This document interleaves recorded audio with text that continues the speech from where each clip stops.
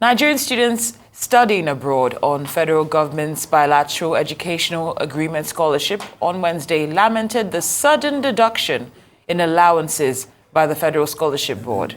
Some of the affected scholars and their parents say they now have fear of expulsion and even deportation. They noted that the federal government had failed to release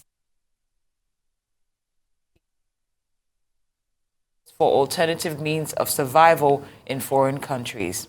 Arise News analyst Dayo Sobowale joins us now to have a quick chat about this. Good afternoon, Mr. Sobowale. Thank you so much for joining us. Good afternoon. It's a pleasure of being here as usual. We know how passionate you are about education, but based on what's unfolding, what's your take? I'm passionate about free education. Yes. Free compulsory education. But this is an anomaly. It's anti-education. Get me?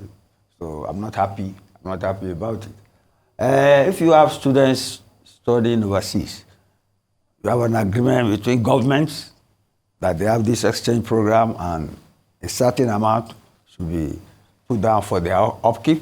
I don't see why that arrangement should be offset by reducing the financial allocation. It's not fair. And I hold the Minister of Education responsible. I'll hold him responsible. Because if you see the story, you see it is bureaucrats who are dictating the terms of everything. You withdrew this thing some time ago, a long time ago. And these scholars have been thrown into hardship. According to the news, they've had to borrow money from loan sharks, and they have to pay back. And then you can imagine the quality of life. Maybe it will even be worse than what you are complaining about right here now. So it's not fair, but I think it's bureaucracy. In many ministries, it's the civil servants running the show. The ministers, they are responsible, and they are supposed to have delegated responsibility to the bureaucrats.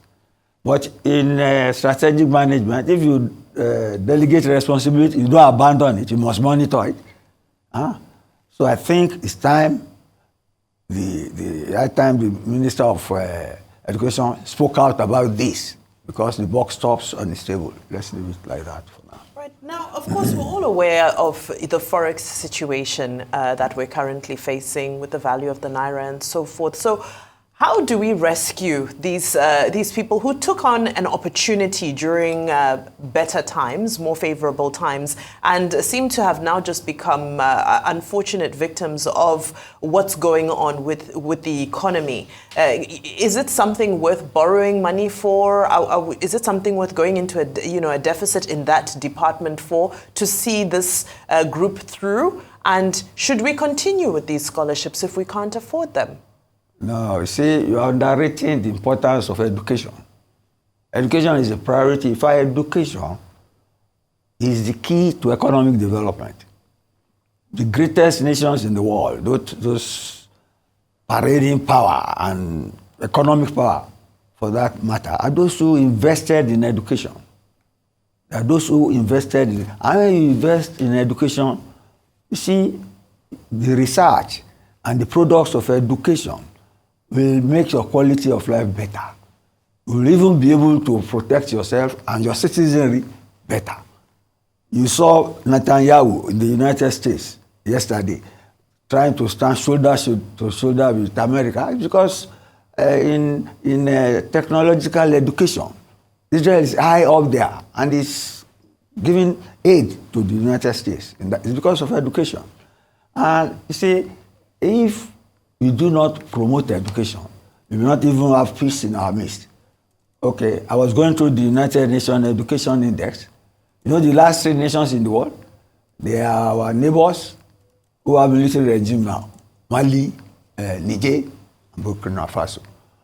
To show you that if there is education, there is enlightenment, there is progress, there is tolerance, people know what to do to make society better. I'm a firm, solid believer in solid education. You get me? So it's not a matter of rearranging finances. They must find the finances. It's like we are talking of a public good. A public good is for the use of everybody. And education is an investment which may not yield dividend now. Like most government efforts are not yielding dividend immediately. But everybody is aware that education in a secure environment will yield dividend and make the society better. So it's an investment you cannot negotiate with or sidetrack. Very well put, Mr. Sobowale. Of course, you cited that example, great example between Israel and the United States. Now, based on that, how do you think this situation might impact Nigeria's diplomatic relationships with the host countries of these scholars? Of course, if you look down on us, our corporate sovereignty, our sovereign reputation will take a plunge. If you are in an agreement like in Morocco now, Russia, and it is really a pity because in the past, Russia especially, during the Cold War, was giving massive scholarships to Nigerians. I know many Nigerian doctors of my own generation, doctors, not lawyers, technicians, engineers who studied in Russia. The difficult part then was that you have to use a year to study Russian language, then you go on. Even the whole of Yugoslavia, the former Eastern Europe, the old Eastern communist countries, they sponsored education is an investment, and they use it for cultural contact. That means if you train people, if you want to trade, you have people who understand your language, they know your way of life. People who are trained in a certain foreign country know the culture of that area, their values, their business customs, and they can bring that there, facilitate trade and interaction, and that makes for peace. If nations understand one another, that's what China is using now. Get me? China is going all over the world, get me? Offering to build bridges, infrastructure, and so on, and education. Inviting people to come for training courses in China. They are spreading their culture. See, there's no way you will not acknowledge that they will add value to your environment, and you will borrow a thing or two from them. And again, more importantly, if people are educated, they are averse to violence. They have a more peaceful, respectful orientation towards keeping society safe. So it's an investment that you cannot abandon under all circumstances. And of course, while that global outlook and the international exchange that you've highlighted is very vital, when you look at the numbers, it's so they're downgrading from $5,650 per scholar. These are allowances, of course, and they're downgrading to $4,370 per scholar. At today's exchange rates, on average, that's about 6.5 million naira being paid per scholar. Some might argue and say, won't this money be better spent on education here at home, and let those who can afford go out there and get international education? But if we were to put 6.5 million per scholar into Nigerian universities, aren't we going to shift the... It's not a matter of economic arithmetic like we have just done now. It's a matter of commitment. They sign an agreement with this government. You cannot sign an agreement and abandon your own students in a foreign land. It's immoral, to say the least. So it's not a matter of economic mathematics. And I hate this foreign exchange comparison because, it's like we don't have a currency, literally. So you must not use that to pursue educational development. You see, material, please. Thanks. Mr. Sobowale, when it comes, if you could go in this angle, and you look at what the government has done with it in this case, how does it align with its economic policies and priorities? Do you think this is just a budgetary decision, or are there other factors? That's why I said bureaucracy, and I hold the minister responsible. Okay. You are the Minister of Education. See the notices, even the way the parents are protesting. They just got the information, and the minister, and it's been on for about a year. If you see, what I'm talking of bureaucracy, government officials taking decisions. supposedly with the authority of the minister, without the minister being aware of the implications, except through the media now. So the ball is in the court of the Minister of Education. I'm sure he has students in, he has students in the university, maybe here or overseas. They should not be abandoned. It's human.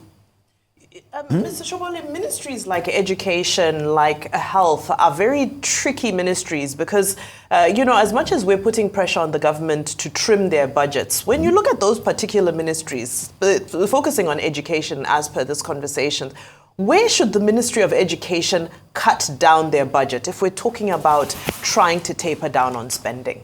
They have already said they are cutting budget. This is well, you're saying this is the wrong place, so where should they cut? Of course. So where should they cut instead? It's a matter of priority. That is their business. Let them not abandon students overseas. I don't have their cost commitments, but they should specifically take care of students overseas. They can cut in the immediate environment, get me? Because people have homes to go to. This is their environment. You don't do that in a foreign land.